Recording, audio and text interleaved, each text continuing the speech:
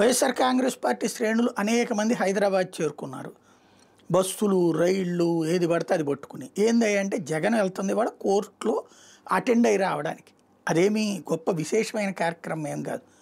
కానీ 6 ఏళ్ల తర్వాత జగన్ కోర్టుకి వెళ్లాల్సిన పరిస్థితిని సిబిఐ ద్వారా బాబు సృష్టించారన్నటువంటి ప్రచారాన్ని వాళ్ళు తీసుకెళ్ళగలిగారు. కేంద్రంలో ఇక్కడ 2 ఎన్డీఏ కూటమి ఉండేటప్పటికి దాన్ని అడ్డం పెట్టుకుని బాబు ఇట్లా చేయగలుగుతున్నారు.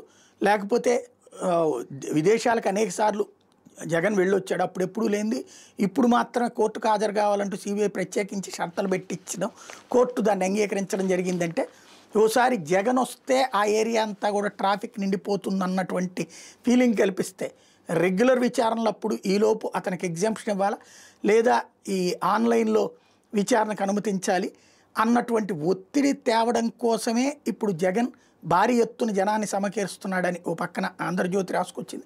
ఇంకో పక్కన నిన్నట్టుండి తెలుగుదేశం వాళ్ళు, జనసేన వాళ్ళు భారీ ఎత్తున ట్రోల్ చేస్తున్నారు. మళ్ళీ కోర్టుకి వెళ్తున్నాడు, రుచి చూశాడు, ఇప్పుడు పవర్ దెబ్బ ఏంటో చూశాడు అన్నటువంటిది. అదే సందర్భంలో వీళ్ళు జనాలు పెద్ద ఎత్తున అక్కడికి చేరుకుంటున్నారని చెప్పేసి దాన్ని ట్రోల్ చేస్తూ వాడు కోర్టుకు వెళ్తుంటే ఏంట్రా ఇది అంటూ వీళ్ళు. అదే సందర్భంలో చంద్రబాబు జైలు నుంచి బయటకు వచ్చాక భారీ ఊరేగింపుగా వచ్చారు, ఆ సంగతి మీరు మర్చిపోయారా అన్నటువంటిది ఇటు వీళ్ళు. ఓవరాల్గా ప్రస్తుతం జగన్ కోర్టుకు వెళ్ళినా సరే అతి ప్రచారమే నడుస్తోంది.